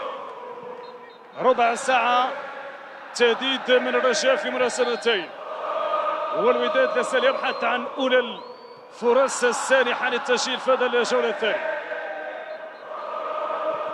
سيف الدين انطلاقة زكي الهبطي تمريرة مكعاسي الهبطي مشى الهبطي يجد أمامه أرسن سولاكوكو ينفذ التماس بسرعة من جانب عناصر الرجاء الرياضي زكي الهبطي بدوي الهبطي ضاعت تدخل من طرف جلال الداودي والعودة السريعة من طرف محمد المكعاسي الذي يقدم مباراة مميز. وصلت عبر الأطراف هنا العرضية والعرضية على المنطقة صدارة من محمود بن تايك والتغطية أمام المهاجم حمزة خا. متحرك الرجاء الرياضي في دقيقة الجولة الثانية عبر من العرضية هنا تتجاوز عناصر الوداد والرجاء في اتجاه من في آخر المطاف التغطية من جلال الداودي. جلال أيمن الحاسوني إخراج الكرة من أيمن الحاسوني لمنح الفرصة لإسعاف لاعب فريق الرجاء الرياضي.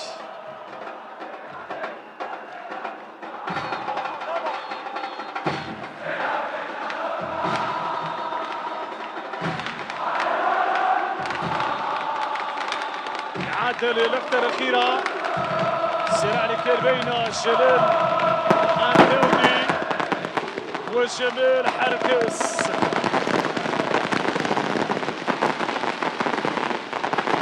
أجواء استثنائية في مباراة لطالما كانت استثنائية.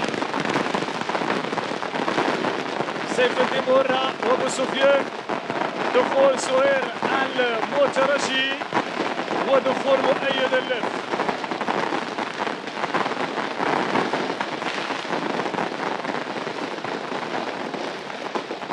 إذن التغييرين دفعة واحدة من جانب فريق الوداد الرياضي بدخول كل من مؤيد اللفي وسهير المترجي.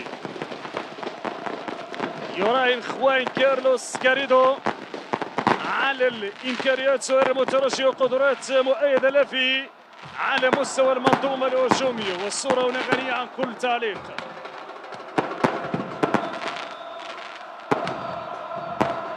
أجواء حماسية أجواء رائعة. كانت الأمور واضحة على مستوى قوانين الاتحاد الدولي فيفا لكرة القدم التي تمنع الشؤون الاصطناعية. الجماهير نعلم بأنه تصير دائما كل الجماهير بدون استثناء أن تقدم هذه الأجواء الاحتفالية على مستوى المدرجات. نعود إلى أجواء المباراة.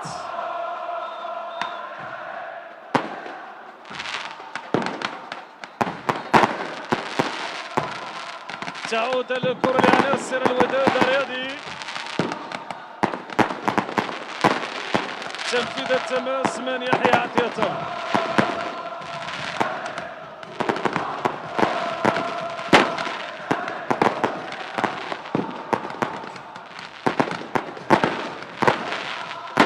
في انتظار استئناف اللاعب.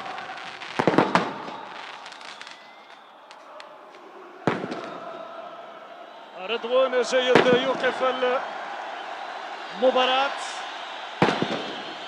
وفي هذه اللحظات يطلب من يحيى عطية الله استئناف اللاعب بعد تغييرين من الرجاء. سيظهر كذلك تغييرين بالنسبة لفريق من جانب الوداد، سيظهر تغييرين بالنسبة لفريق الرجاء الرياضي.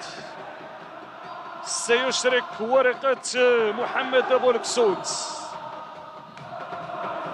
التغيير الأول لفريق الرجاء بإدخال محمد بولكسوت. كرة من وسط الميدان، براس تعود من جديد عبر دفاع فريق الرجاء الرياضي. استلام من المكاسي، تقدم من المكاسي، فرصة مكاسي بدون خطأ. يشير الحكم يقول وصلوا ليس هناك مخالفة. أمين الحسوري، تدخل من زريدة، روجير هولو، روجير لفتش يسرى بوسوق بعيد عن يسرى بوسوق نحو التماس، تحتسب ويحتسب لفائدة فريق الوداد الرياضي.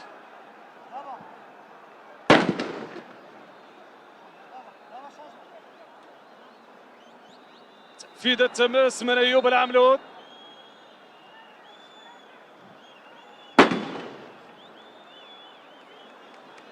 إذا خروج زكي الهبطي، تغيير بسبب الإصابة التي يعاني منها زكي الهبطي، تغيير اضطراري، ويدخل مكانه محمد بولكسوت.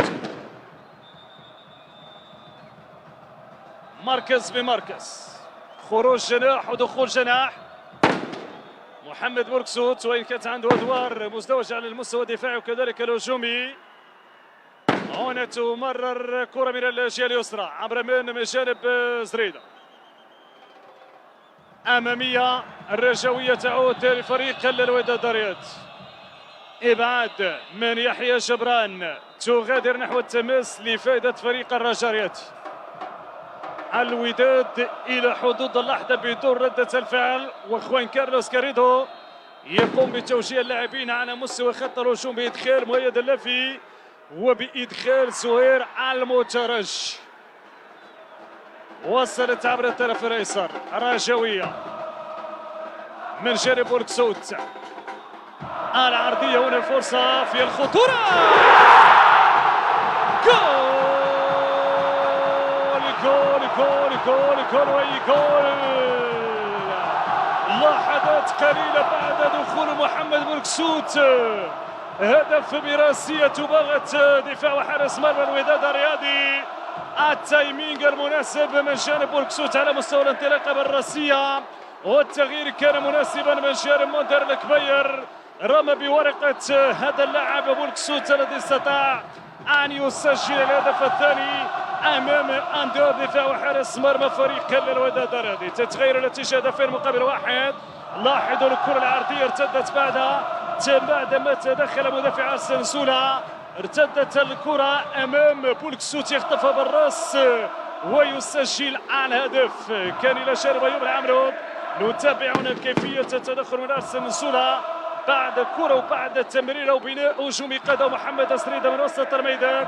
أسريدة تدخل السنسولة، ارتدت الكرة، دار بولكسوت أمام أيوب العمرود وسجل هدف الثاني لفريق الرجاء الرياضي. تتغير النتيجة، تصبح هدفين مقابل واحد، وأجواء احتفالية كبيرة من جانب جمهور الرجاء الرياضي بعد هذا الهدف الثاني في هذا الجولة الثانية. إذا الرجاء الرياضي بعدما ضغط الكرة الأولى ثم جاءت الثانية، الثالثة كانت ثابتة بالنسبة لفريق الرجاء الرياضي. كان أفضل في هذا الشوط الثاني في هذا الغياب ردة الفعل من طرف فريق الوداد الرياضي. كرة من الوسط، يحيى جبران لأرسن صورة. الآن الوداد سيلعب أوراقه في هذا ما تبقى من دقائق الجولة الثانية، وسيقوم بتغيير بعد حدث المدرب خوان كارلوس غاريد. من وسط الميدان الودادية، إبعاد من طرف عبد الصمد بدوي لفائدة يوسف المطيع.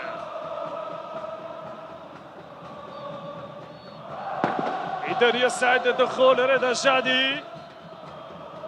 تغيير في صفوف فريق الوداد الرياضي بعد لحظات. هنا المحاولة لفرصة، هنا التقدم من الخطورة. سوير خطيرة، وسوير المترجي كذا يفعل، سدد الكرة لكن كانت ساحفة أرضية فاتجاه الحارس سنيت. زوير المترجي الذي يخوض الدربي رقم 10 يعتبر حاليا اكثر لاعب ودادي تسجيلا في الدربي بحصيله 4 أهداف. تغيير في صفوف فريق الوداد الرياض، او تغييرين دفعه واحده. دخول الشعدي، يظهر الشعدي يظهر كذلك حسين من عياد. خروج ايوب العملود، الوعي لايوب العملود لانه الهدف الثاني بولكسوت نقول بانه فاجئ ايوب العملود على مستوى التغطيه الدفاعيه وتمكن من تسجيل الهدف. دخول رضا الشعدي للادوار الهجوميه على خلاف ما كان ربما من طرف جلال الداودي كلاعب ارتكاز. لاني خوان كارلوس كاريدو سيقوم بالسياده العدديه في الادوار الهجوميه بادخال رضا الشعدي. سيلعب بلاعب ارتكاز وحيد هو يحيى جبران، فيما رضا الشعدي سيقوم بالادوار الهجوميه الى جانب ايمن الحاسوني على مستوى صناعه اللعب. هنا تقدم هنا الخطه يعلن الحكم لفائده فريق الرجاء، وانذار في وجه رضا الشعدي. بثواني قليله بعد دخول رضا الشعدي يتلقى البطاقه الصفراء. لحظه التدخل من طرف رضا الشعدي، اي لقطه صعبه تبدو ان شاء الله ما تكونش اصابه مؤثره. رضا الشعدي ثواني قليله بعد دخوله اذا بطاقه صفراء الحكم لرضا الشعدي.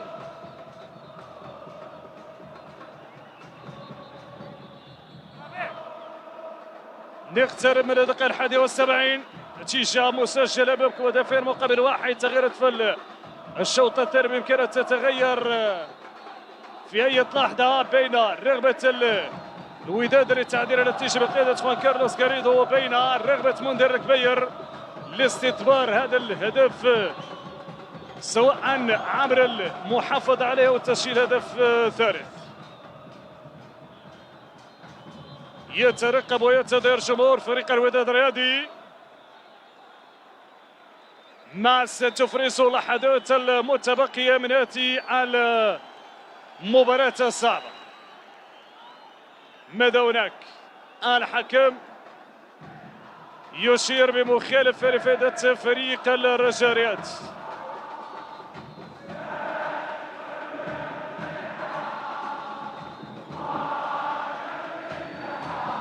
تنفيذ المخالفة من يسري بوسوق الاختصاصي في تنفيذ الكرات الثابتة يوسف المطيع في عملية توجيه اللاعبين. تلعب رجاوية، فرصة هنا الراسية، إبعاد من يحيى جبران نحو التماس. يشير حكم المباراة لفائدة الفريق الأخضر. من الطرف الأيمن التنفيذ من عبد الصمد بدوي صاحب الاسيست محمد زريدة، والتمرير اللي كان اختار سنسولا ثم استثمر بوركسوت. ايمن الحصوني منظومة وسط ميدان الوداد لا تتحرك اليوم على خلاف لقاءات السابقة.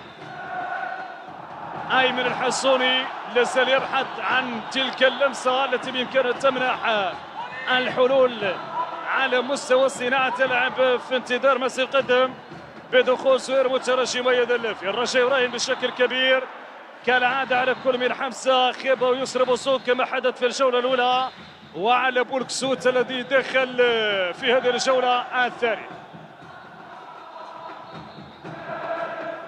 تمس من عبد الصمد بدوي،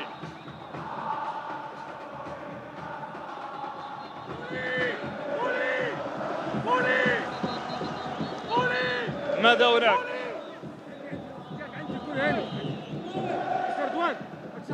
رضوان شهد حديث بينه وبين التطاوي. عملية التنبيه أو إشارة التنبيه من أجل عدم تضييع الوقت. إذن سيتم استئناف اللعب من خلال تماس يلعب من عبد الصمد بدوي.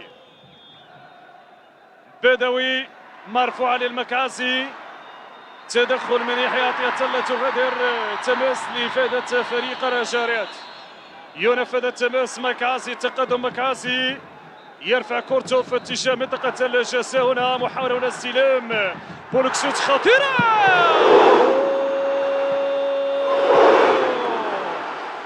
رائعة الفرصة، كانت رائعة ورائعة التدخل من جانب يوسف المطيع. فرصة أخرى أبرز للرجاء في الجولة الثانية، لكن هذا المرة من جانب لمسة بولكسوت فعل كل شيء، موه سدد، ثم بعد ذلك أراد يسري بوسوق أن يستثمر ارتداد الكرة في دير التغطية الرائعة من جانب الحارس يوسف المطيع. الشوط الثاني الرجاء أفضل من الوداد، الوداد لازال لم يدخل بعد في أجواء هذه الجولة الثانية، تأخر كثيرا. ينفذ التماس جبران، تمرر الأمامية الخاطئة ليسري بوسوق للاعب فريق الرجاء. تمريرة يسري كانت خاطئة وتمريرة مكعاسي. هنا تدار راية الحكم المساعد والكرة تعود لفائدة فريق الوداد رياض. يتفاعل معه بشكل كبير ومثير منذر الكبير، لأنه هذه مباراة التفاعل يا منذر ويا خوان كارلوس غاريت. هذه لقطة تدخل الحكم على ذلك أشار بمخالفة لفائدة فريق الوداد رياض والتسديدة بولكسوت. لقطة جميلة، تمويه مراوغة من بولكسوت ثم التسديد، وجدت حارس اسمه يوسف مطيع يقدم اوراق اعتماده في هذه المباراة رفقة فريق الوداد رياض. ابعاد من روتشي راولو عامر وسط الميدان، جلالة من جانب يحيى جبران لفائدة ملي البديرة الشعدي. انس نزولا، يحيى عطية الله، وضغط الفريق الرجاء من اجل عملية افتكاك الكرة، يرجع في ذلك بذكاء اللاعب محمد المكعاسي. يقدم مباراة مميزة محمد المكعاسي، عودة المكعاسي يقدر لخط وسط ميدان فريق الرجاء، تمنح الفريق الاخضر اشياء كثيره اليوم في وسط الميدان، سواء على مستوى الادوار الدفاعيه وكذلك على مستوى صناعه اللعب. في المقابل هناك حلقه تضيع او يظهر لا زالت مفقوده في منظومه وسط ميدان فريق الوداد رياض.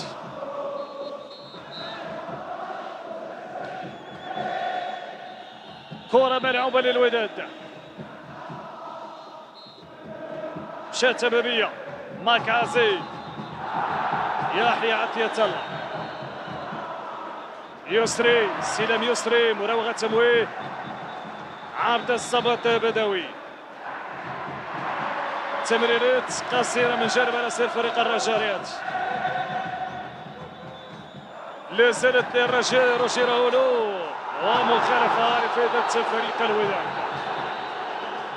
الحكم يمنح خطة لفائدة فريق الوداد، تنفيذ بسرعة.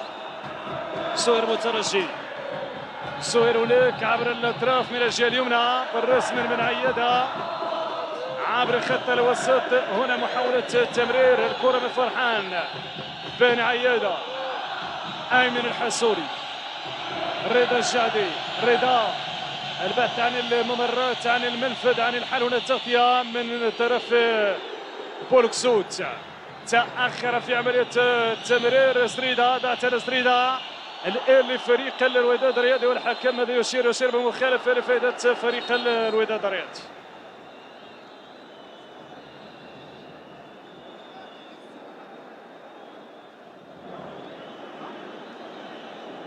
ضربة خطأ يحتسب الحكم لفائدة فريق الوداد الرياضي.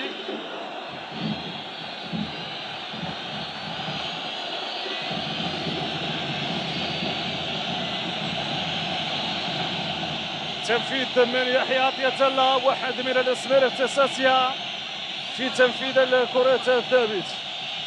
فعل الوداد من خلال كرة ثابتة في الجولة الأولى ليفعل في الجولة الثانية، تنفذ ومتابعة من الحارس أنس سنيت. أنس سنيت يختار التمرير من الطرف الأيسر. عبد الصمد بدوي، سريدا، بولكسوت،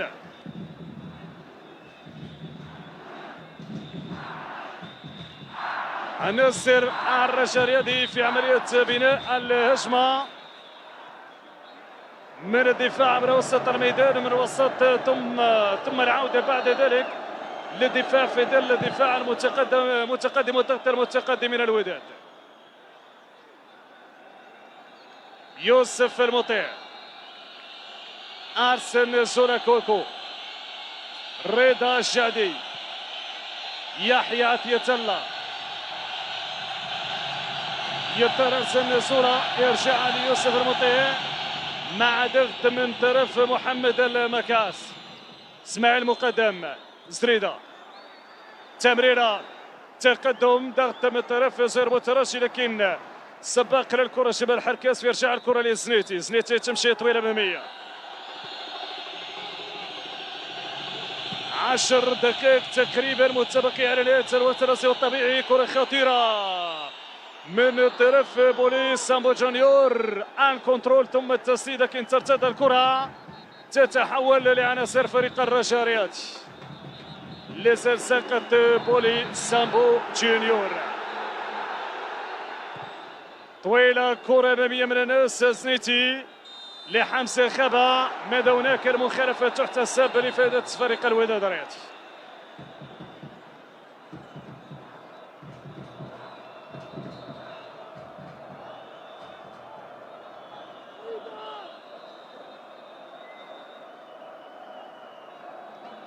تبعات اللقطة أصيب على إثرها بولي سامبو جونيور. سلامات إن شاء الله لبولي سامبو جونيور.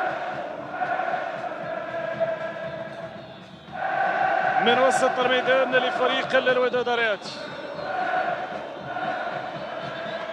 يحيى عطية الله، يرجع لأرسن سولاكوكو،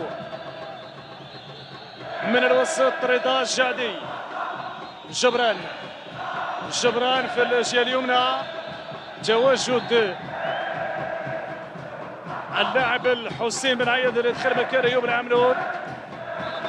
تغييرات المدرب خوان كارلوس كاريدو ينتظر من خلالها في الجولة الثانية تتغير الصورة بالنسبة لفريقه.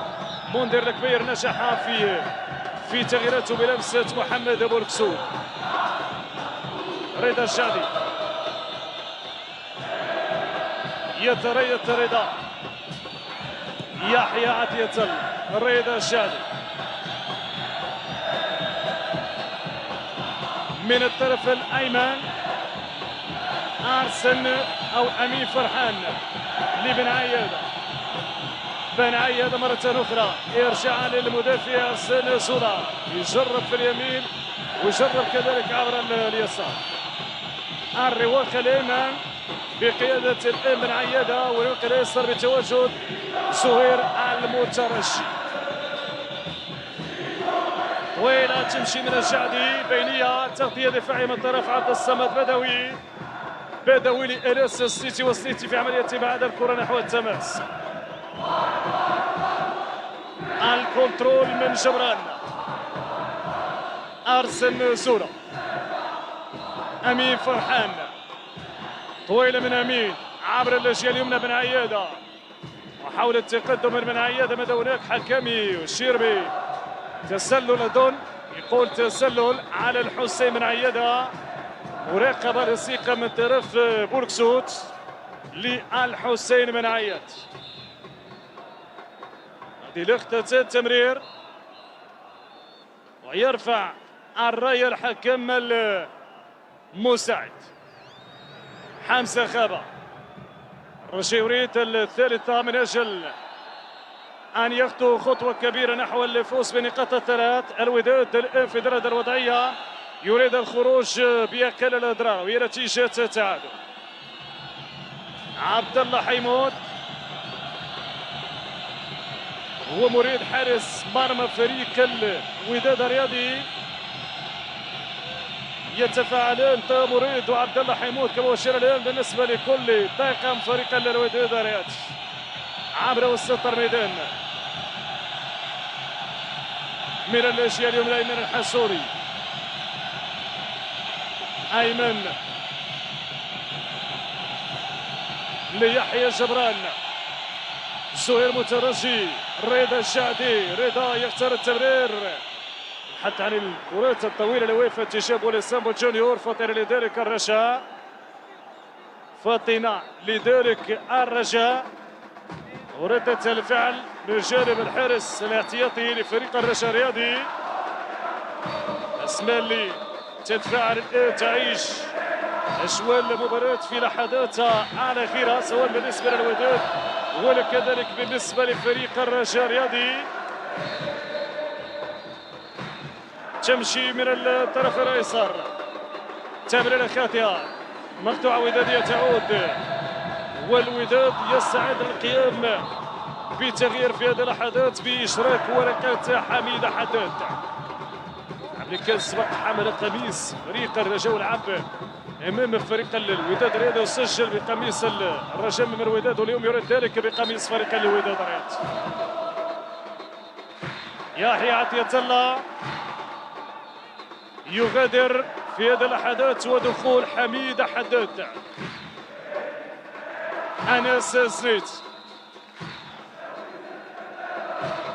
تغطيه من دفاع الوداد الرياضي لبعد من حسين بن عياده. اسماعيل مقدم، اخيرا فاسر مراد، اخر دقيقه المقابله في انتظار الوقت محدد بدا ضاع. تمشي طويله بابيه اسماعيل مقدم لانس زنيتي. انس يختار المراوغه والتمويه، رفع الكره للوسط لمكعاسي، براسكت من جبران ثم استعادتها او متابعتها من شعدي ثم جبران. مخالفه تحتسب على عبد الصمد بدوي. طويله بسرعه زهير مترجي، انطلق زهير، مشى زهير وتغادر ركله مرمى. يشير الحكم لفائده فريق الرجاءات، او ماذا قال الحكم؟ بالفعل قال ركله مرمى لفائده فريق الرجاءات. قبل جانب زهير المترجي.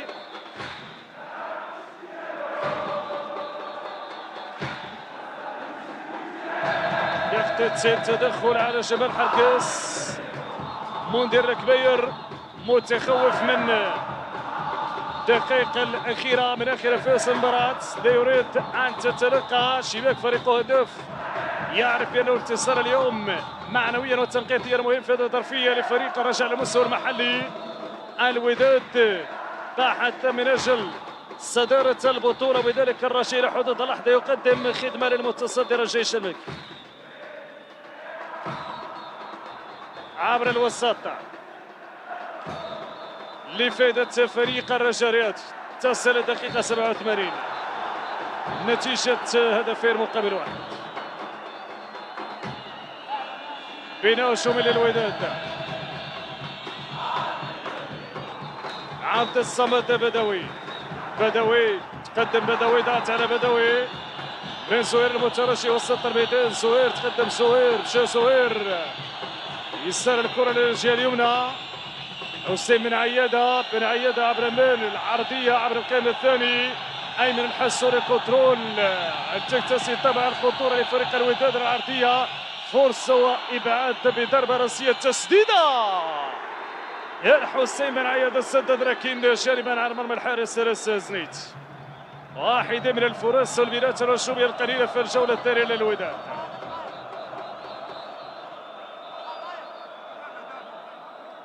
عبد الله الحفيظي، تحية كبيرة لإخوان كارلوس كاريدو، يعرف قيمة الرجل اللي كان درب عبد الله الحفيظي كمدرب للرجاءات.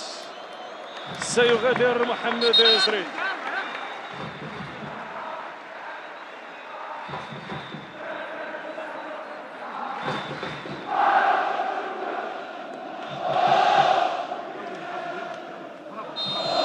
عندنا تغيير في صفوف فريق الرجاء الرياضي.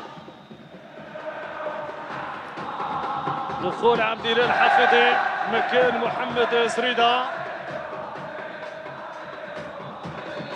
أقل من دقيقتين على نهاية الوقت الرئيسي والطبيعي. طويلة كرة أمامية في اتجاه الزيتي أمام حميد حداد العائد لتشكيل فريق الوداد الرياضي.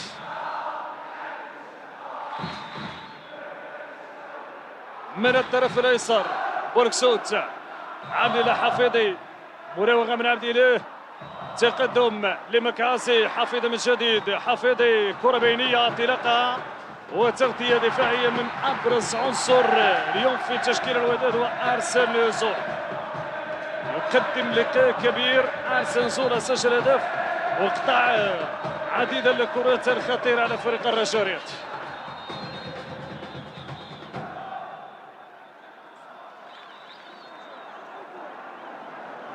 ستنفذ الركنية علي بشير في الدقيقة 90.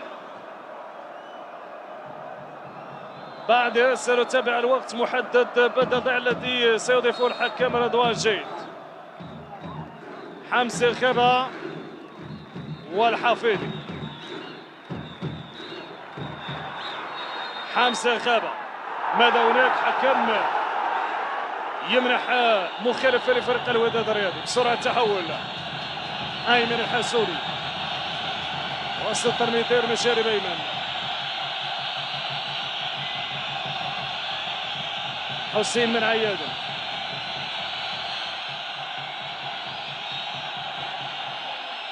عبر وسط الميدان دائما لعناصر فريق الوداد الرياضي. رضا الجعدي 8 دقائق. إذن 8 دقائق يضيف الحكم كوقت محدد بدل ضاع. وقت كافي لتغيير أشياء كثيرة في هذه المباراة. الوداد سيبحث لاستغلال ذلك من أجل البحث عن التعادل والرجاء للبحث عن مكسب آخر فيما تبقى من دقائق المباراة. يسري بوسوق. يسري مرفوعة لبولكسوت. هناك بولكسوت ثم ترتد الكرة عبد الله الحفيدي. حفيدي لبولكسوت. انطلاقة من الأشياء اليسرى. فرصة لفائدة فريق الرجاء الرياضي. لبولكسوت للحفيدي. حفيدي عبر تمريرة أمامية وتغطية دفاعية من جانب عناصر فريق الوداد الرياضي.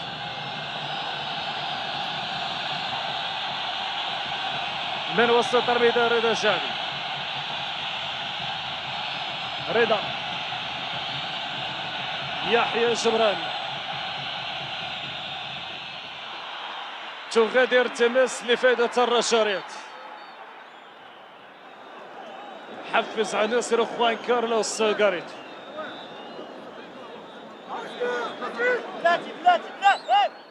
إذا تنفيذ التماس سيكون من اللاجئة اليمنى من عبد الصمد بدوي لأناس زنيتي.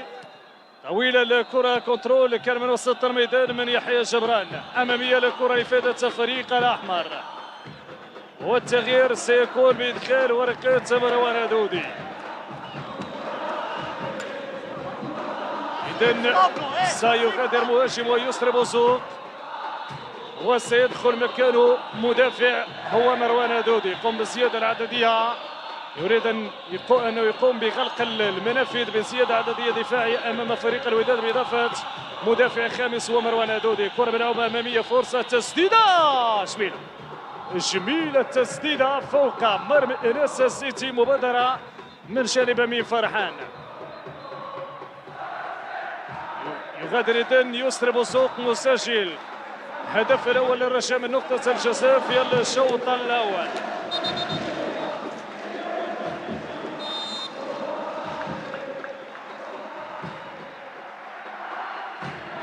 إذا الرجاء سيلعب بثلاث أسماء في محور الدفاع له. 5 أسماء في منظومة الدفاع من أجل المحافظة على نتيجة التقدم. نصل للدقيقة 3 من الوقت محدد بدل ضاع. كرة من يحيى جبران.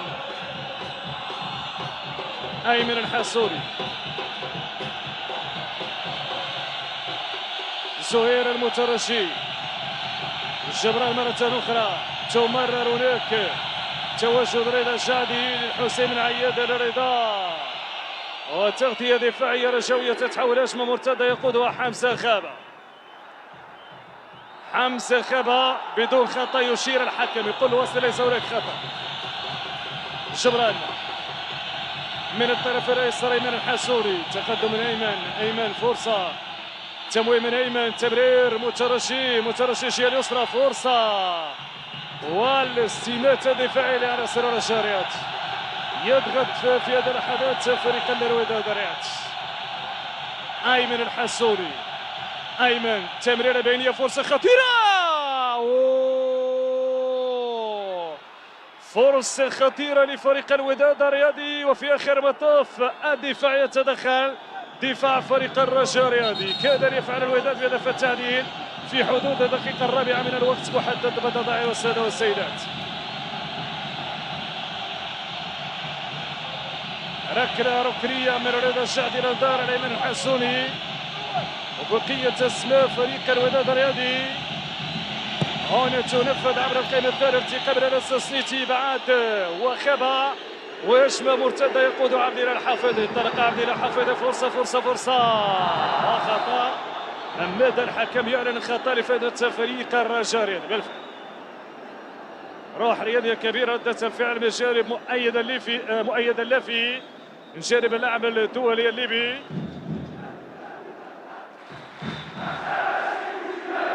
لفتة التمرير وقطع الكرة من اسماعيل مقدم، ثم الابعاد بعد ذلك من طرف جمال حركاس. اخطر كرة للوداد في الجولة الثانية.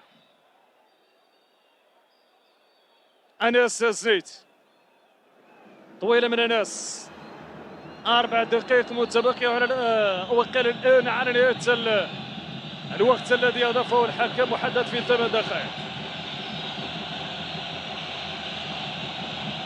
من وسط الميدان تقدم الجبران، مؤيد اللافي للحسين بن عياد للف، قاطع الكرة، خطأ يتم احتسابه لفائدة فريق الوداد الرياضي. تظهر الكرة الثابتة من جديد، بطاقة صفراء على اللاعب محمد المكاس.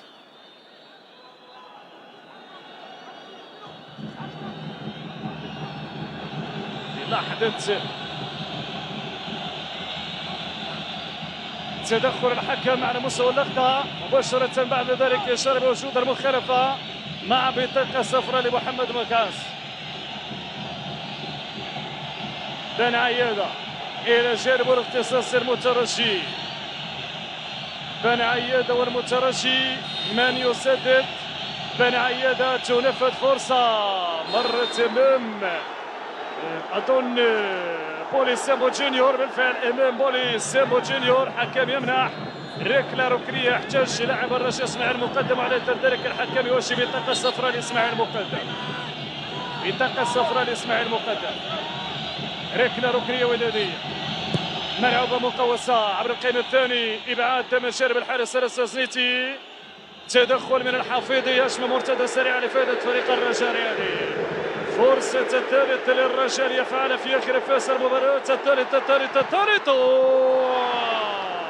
رائع يصمطي ينقذ الوداد من هدف ثالث بعد انطلاقة كانت من جانب محمد بولكسود. الرجاء يضيع فرصة تسجيل هدف الثالث وقتل المباراة بهدف الثالث. هل سيعاقب الوداد؟ سننتظر ما ستفرز الأحداث المتبقية. ملعوبة كرة أمامية طويلة، فرصة ودادية تغادر ركلة مرمى لفائدة فريق الرجاء.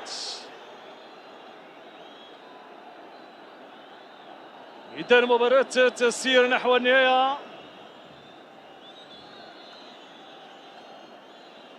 ديربي كازابلانكا، الكلاكيت رقم 34 إلى حدود اللحظة بألوان خضراء لفائدة فريق الرجاء. هذه أبرز فرصة كاد بولكسوت عبر هجمة مرتدة سريعة البداية في الشوط الثاني، كان متحركا، خاب في عملية الاستلام من وسط الميدان دائما للرجاء. طويلة كرة أمامية، تغطية متابعة من طرف مكعاسي، استلام ودوران من جانب مكعاسي. الحكم يقول خطأ على محمد المكعاس. تنفذ لفائدة فريق الوداد الرياضي.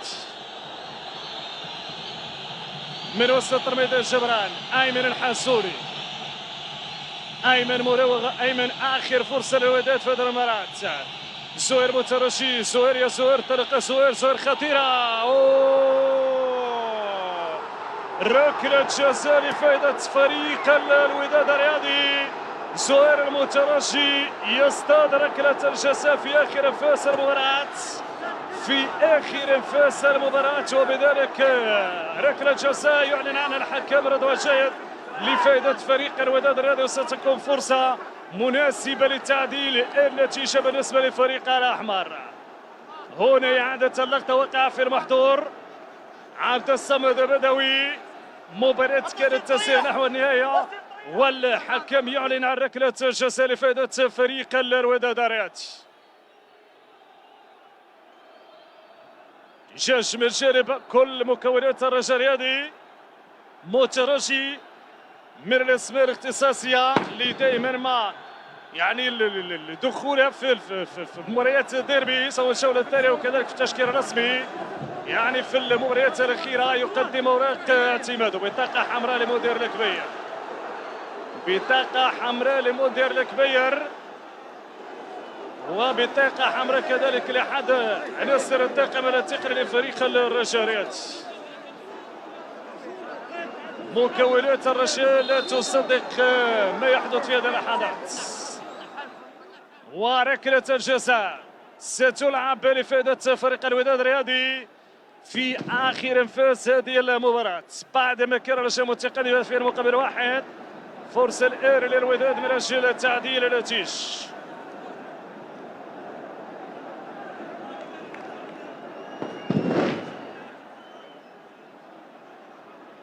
إذن في انتظار تنفيذ ركلة الجزاء.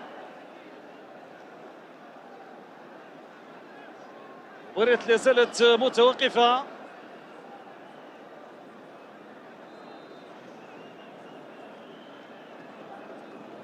من سيتولى تنفيذ ركلة الجزاء؟ هل يكون الاختصاصي يحيى جبران أم يترك الفرصة لأيمن الحسوني؟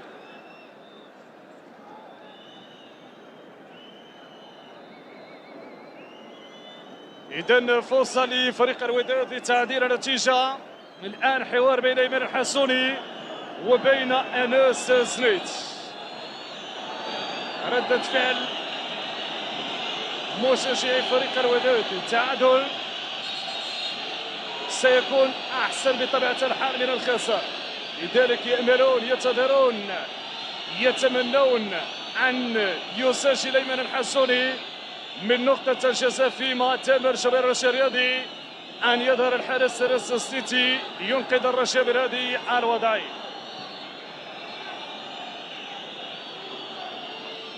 أيمن الحسوني أمام أنس سنيت.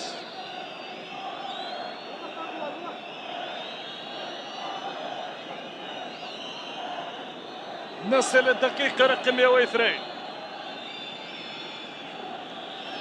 أيمن الحسوني أمام أنس سنيت. من يتفوق على حساب من؟ أيمن من أجل التعديل وناس من أجل إيقاف كرة المباراة لفريق الوداد الرياضي. أيمن الحسوني، حسوني حسوني حسوني، جول جول جول جول جول جول جول جول التعادل يسجل أيمن الحسوني من نقطة الجزاء، وبذلك يمنح نقطة لفريق الوداد الرياضي بعدما كان يسير نحو خسارة نقاط الثلاث. الخروج بنقطة أفضل من الخسارة في هذه المباراة بالنسبة للوداد. الرجاء نقطة أمر طبيعي ستكون بطعم الخسارة.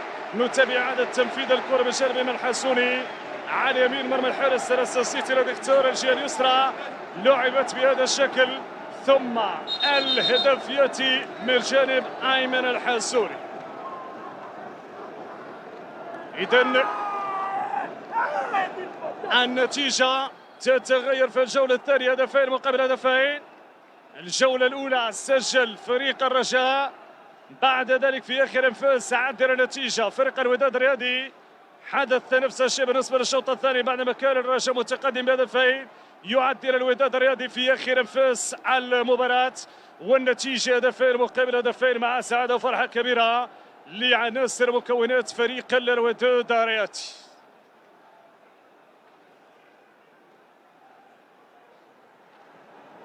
إذن في انتظار استئناف اللعب، حصيلة 4 أهداف في ديربي كازابلانكا في قمة هذا الجولة 21 من الدوري الوطني الاحترافي. حصيلة 4 أهداف في هذه الأمسية الكروية الرمضانية.